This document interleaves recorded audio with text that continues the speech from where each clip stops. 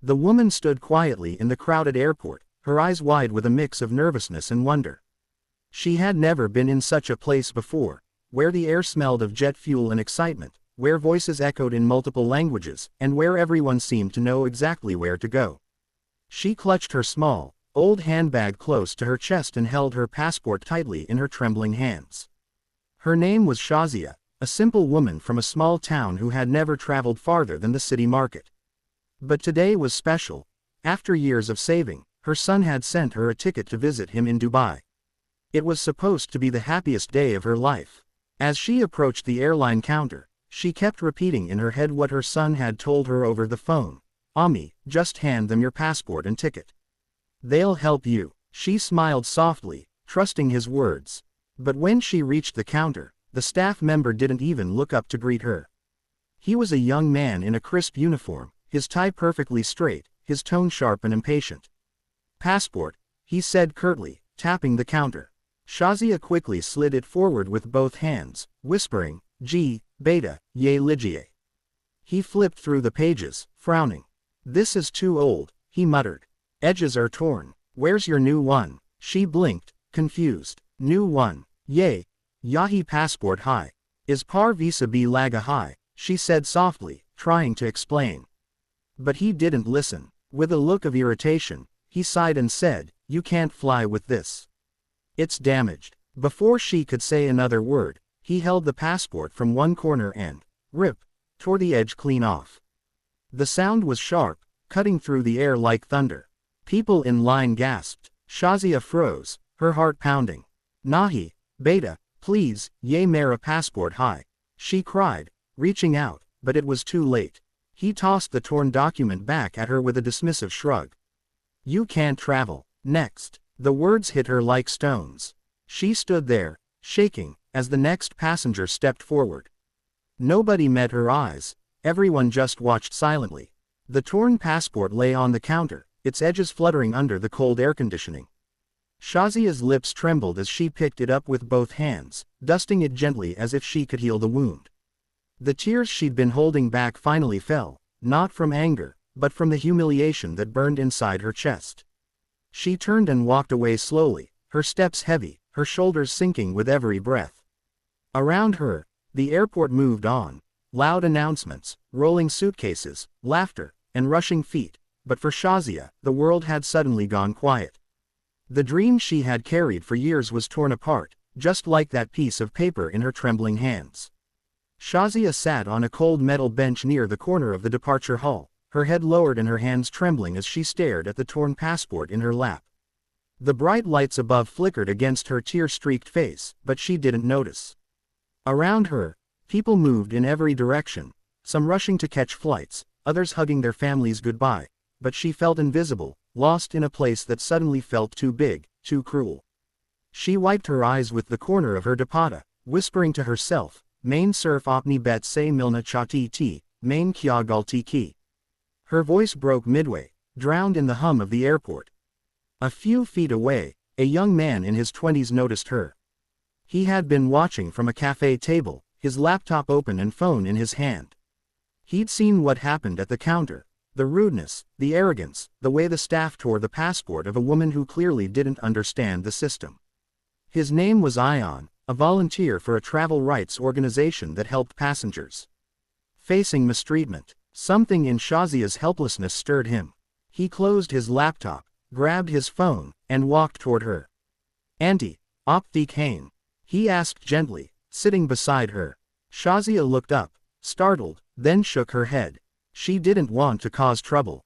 "Nahi beta, main thik ho jangi. Unhon bola passport karab hai, ab main nahi ya sakti." She clutched the torn document tighter, as if holding on to her last hope. Ion took the passport carefully from her hands, examining it. The tear was small, barely at the corner, something that could have easily been ignored or repaired. His jaw tightened. "Ye passport bilkul valid hai. Unhon galat kia hai, auntie. Bo hat galat." He pulled out his phone and snapped pictures of the passport, the boarding counter, even the employee's ID badge still visible from afar. "Op fikar mat karain," he said, his tone firm now. "Main is ka video banata hoon. Main unko as nahi choringa. Shazia watched him, half in fear, half in hope. Beta, kuch mat karna, mujhe ba gar jana hai, she whispered softly, afraid of more humiliation. But Ion smiled reassuringly. Apka hak hai, auntie. Apko koi as treat nahi kar sakta. Unko sabak milna chahi. He began typing on his phone swiftly, uploading the photos and writing a short post explaining what happened. Airport staff tears elderly woman's passport, denies her travel. This is abuse of power. He tagged the airline, the airport authorities, and several journalists. Then, he made a quick call. Yes, Rita, we need to move fast. Gate 12, domestic side, an elderly woman's passport was torn deliberately. I've got video proof. Post it on all platforms. Within minutes, messages started pinging on his screen. Likes, retweets, reposts, comments. The story spread faster than either of them could imagine. People were outraged, demanding answers. A video clip of the incident, taken by another passenger from the queue, began circulating online. Shazia didn't fully understand what was happening, but she noticed people turning their heads, whispering, and pointing toward the counter where she had stood. The staff member now looked uneasy, glancing around nervously. The air in the airport had changed. Something invisible but powerful was moving. Ion looked at Shazia and smiled softly. Auntie, ab op dekiye, opki awaz ab chup nahi rahaji. For the first time since the morning, she felt a small spark of hope flicker inside her, fragile but alive. The airport, once buzzing with routine chaos, began to shift in tone. It started quietly, a few murmurs among passengers, a handful of phones raised to record the commotion near the check-in counter. But within minutes, the whispers turned into a ripple that spread through the terminal like fire through dry grass. Screens lit up with notifications, as the video of the torn passport, the staff's cold face, the woman's pleading voice, went viral across social media. People were tagging the airline, the airport authority, and even government officials. #Justice for Shazia was suddenly trending. Ion's phone wouldn't stop buzzing. Journalists from local news channels were calling him, asking for confirmation. Bloggers and influencers reposted the clip, condemning the airline's behavior. How dare they treat a poor woman like that? One post read, she paid for her ticket, she had her visa, and they tear her passport. Another said, someone call the Ministry of Aviation. At the counter, the same staff member who had torn Shazia's passport, a man named Faraz, was starting to panic. His once casual arrogance had vanished. He kept looking over his shoulder as supervisors spoke rapidly into their walkie-talkies. His colleagues stared at him with uneasy eyes. Kya ho gaya? Bye, one whispered. Faraz shrugged stiffly, his throat dry. Ba ek orat ka passport de. Todop urana de. His voice faltered as his supervisor shot him a glare. Within moments, 2 uniformed officers from airport security arrived, accompanied by a stern-looking airline manager. The manager's jaw was tight, his tone clipped. Who tore the passenger's passport? He demanded. When Faraz hesitated, the manager pointed.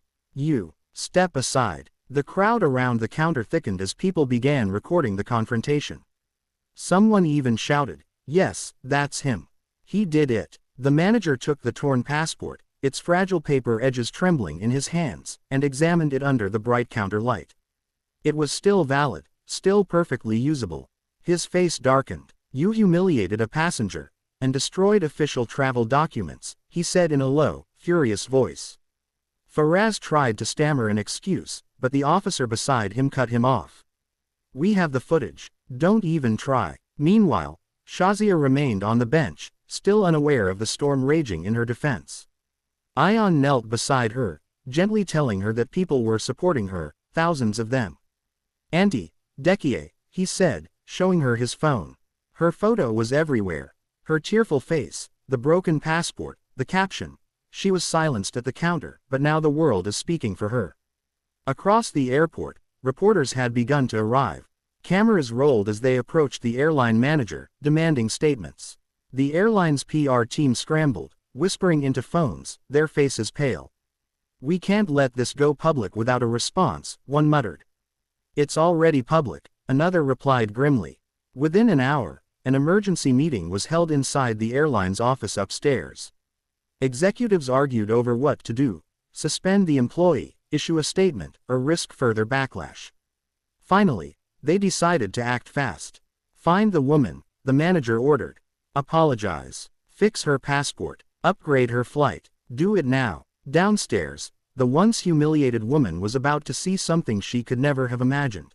The same people who had dismissed her were now rushing to find her, and this time, they weren't giving orders. They were preparing to kneel in apology. The tension in the terminal had reached its peak. The same airport that had ignored Shazia hours ago was now alive with flashing cameras, rushing reporters, and airline officials whispering nervously into their phones. Shazia sat on the same bench, still clutching her torn passport, unaware that she had become the face of a national outcry. Ion stood beside her, his phone buzzing non-stop. Journalists wanted interviews, and activists were offering legal help. The video had now been viewed millions of times. Even the Ministry of Aviation had issued a statement demanding a full inquiry into the disrespectful treatment of an elderly passenger. Moments later, a small group of people approached: 2 airport officers, a senior airline manager, and the same staff member, Faraz, whose arrogance had started it all. His crisp uniform now looked wrinkled, his face pale and sweaty. The manager walked ahead, his voice careful but heavy with guilt. "Madam, Mrs. Shazia, we are deeply sorry for what happened. It was unacceptable. Please, allow us to make it right." Shazia looked up, startled. She didn't speak. She couldn't find words. All she could manage was a quiet, confused glance toward Ion, as if asking if it was real. Ion nodded gently. "They're here to apologize, Auntie. You did nothing wrong." The manager motioned for a staff member to bring a document folder. Inside was a freshly printed replacement passport, expedited under special orders from the government. Alongside it lay a new boarding pass, not for economy class, but for first class. "Your ticket has been upgraded," the manager said softly, "and the airline has issued an official public apology. We've suspended the staff responsible." Faraz took a small step forward. His voice trembled as he spoke. "Madam, I am sorry. I didn't mean to hurt you. Please forgive me." The crowd around them had grown. Passengers, journalists, and even airport staff watched silently. Some recorded the moment, others simply stood in respect. Shazia looked at him for a long time. Her eyes, still red from crying, held no anger, only quiet dignity. "Beta," she said slowly, her voice soft but steady, "Agar kisi ka kagaz fa du, uska sapna bi tut jata hai. Har agar dil se maafi mong lo, to Allah maaf kar deta hai." She reached out and lightly placed her hand on his arm. Faraz bowed his head, ashamed, tears glinting in his eyes. The airline manager bent slightly, then fully lowered himself in a respectful bow, a gesture of apology captured by every camera in the room. For the first time that day, silence fell over the terminal. The same woman who had been humiliated, ignored, and dismissed now sat at the center of respect and repentance. Ion smiled, pride and relief softening his face. "Auntie, ab sab thik ho gaya," he whispered. She nodded gently, holding her new passport close to her chest. When they escorted her to the boarding gate, she turned once to look back. The terminal was still buzzing, people clapping softly as she passed. Some called out blessings, others simply smiled. Shazia's steps were slower now, but her shoulders were no longer bent with humiliation. She walked with quiet grace, the grace of a woman who had won without shouting, who had taught an entire system the meaning of respect. As she boarded the plane, the sunlight caught the edge of her new passport. She smiled faintly and whispered a prayer under her breath, not for revenge, but for gratitude. She had come to travel to see her son, but she was leaving as something far greater, a symbol of quiet strength that made an entire airline kneel in apology.